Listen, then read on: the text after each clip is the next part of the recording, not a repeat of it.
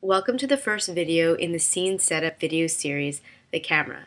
In this tutorial, I'm going to show you how to set up the camera frame. But before we begin, let's take a look at what we have here in the scene. So this is the dojo that we created quite a few tutorials ago, and I just finished it by cleaning it up and coloring it.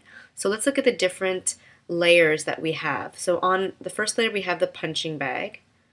So it sort of acts as an overlay. The second layer, we have the dojo. The third layer, we have the door.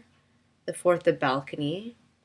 And then the mountains might better be viewed in the drawing view. So we have the first set of mountains, the second set, the third set, and then we have the sky, which is just a blue-white gradient. And you'll see why I set those all up on different layers as we go through the tutorial. So the first thing I'd like to show you is how to add a camera to your scene, and you can do this in several ways. If you go to the timeline, just click on this plus sign here, and from the drop-down menu, select camera, which is the first menu item. And then if you scroll to the bottom of your timeline stack, you'll see that there's a camera at the bottom. Other ways that you can add a camera is going to the top menu and selecting Insert Camera. But any other camera you add, you won't see in your timeline. However, if you go to your network view, you'll see that you have multiple cameras. So that second camera was added, but you won't see it in the timeline.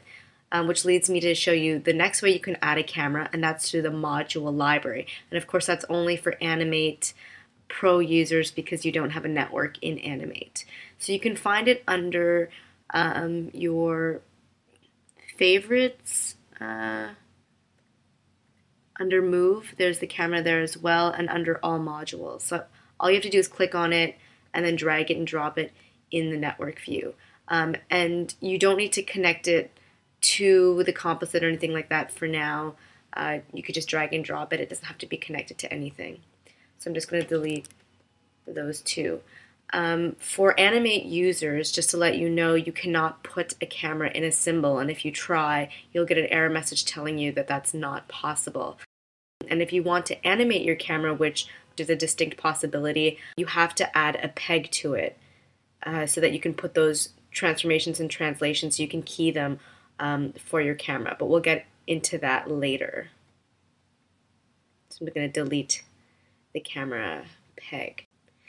And this gray frame that has always surrounded your drawing elements, so this frame right here, can now be selected either in the camera view by selecting it with the transform tool, and you can see that it's highlighted in pink, or in the timeline view by selecting the camera layer. So once again, it's highlighted in pink. And this might indicate to you that now you can perform transformations and rotations on this camera to set it up in the position that you would like. And you can do this by using the tools in the Advanced Animation toolbar. So let's get our toolbar by going to Windows, Toolbars, Advanced Animation. These functions also exist under the Animation menu in the top menu bar of the software. So now that my camera is selected, I can use either the transformation tool to move it, or the rotation tool as well to rotate it. And you can see when you use the rotation tool that the pivot here is present in the center, and that'll be your default. And if I just undo those two moves, I just want to show you that if you go into render mode, so I think most of you are aware of this, but that outline that you see is what crops what you'll see in your final render through your camera view. So none of this stuff that's sort of sticking out will be seen. It's just whatever is in this gray box. So there's another way to set up your camera frame, and that's through its layer properties. So if you double click on the camera, you can bring up its layer properties, and let's look at some of these.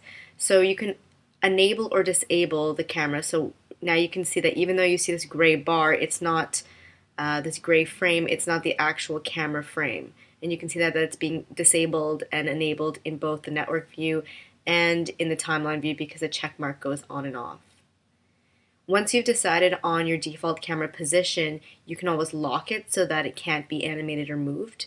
You can also use this to turn on the onion skin for both the camera and the drawing view. And if you notice, these blue bars came out beside the red playhead in the timeline, and that shows you how many frames previous and next that you'll be able to see, so you can always slide that and change the number of frames you'd like to see. So I'm going to turn that off though. Here you can change the name of the camera, so once we get into several cameras, it might be a good idea to change the name to camera 1, camera 2, or something more indicative of what that camera is supposed to be doing. Here is where we can set up those positions that we saw. So you can change the x value, the y value, so x being left to right, y being up and down, z being backwards and forwards. So you can do all of that. You can change the angle, which of course is the rotation. You can change where the pivot point is. So right now we see it exactly in the center. But when we do this, our pivot's actually being moved.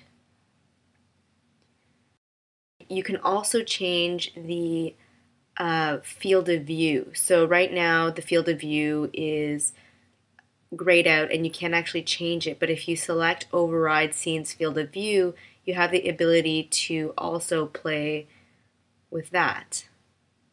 And then you can always set it back to its default. And you can use this function here for when you want to animate the camera zoom, and we'll get into that later as well. So I'm just going to close this. And now we have all these sort of messed up values for our rotation, pivot, the position of our camera frame. So if we want to reset everything, we can do it all at once. Because I only have the rotation tool selected, when I do this, only the rotation will reset. So to reset the rotation, you can go to Animation, Reset. And of course, the keyboard shortcut is listed right beside. And you see that it's reset the rotation. However, the pivot is still here. There's other things that haven't been changed. So if you then select the transformation tool and then do the same thing and go to Animation, Reset, or you can also do Reset All, you'll see now everything has been fully reset. So the last thing I'd like to show you is the camera list. And right now we only have one camera, I believe, here. So let me drop one more in just to make this example valuable. So then if we go to the top menu and we select Scene, you can select your choice of camera. So right now we're seeing through camera 1, but we can also see through camera 2 if we want. Obviously there's no difference. You did see that in the timeline it switched, and if you actually had changed the values for these two cameras separately, you can see that you can toggle back and forth. And this is useful to have two cameras for many different reasons. One being that if you're still setting up your scene and you want to see what it looks like from maybe two different angles, a high perspective, a low, off to the side, you can set up your scene through the two different cameras and see which angle you like better. So that's it for the tutorial camera. Stay tuned for the next tutorial, positioning the scene components.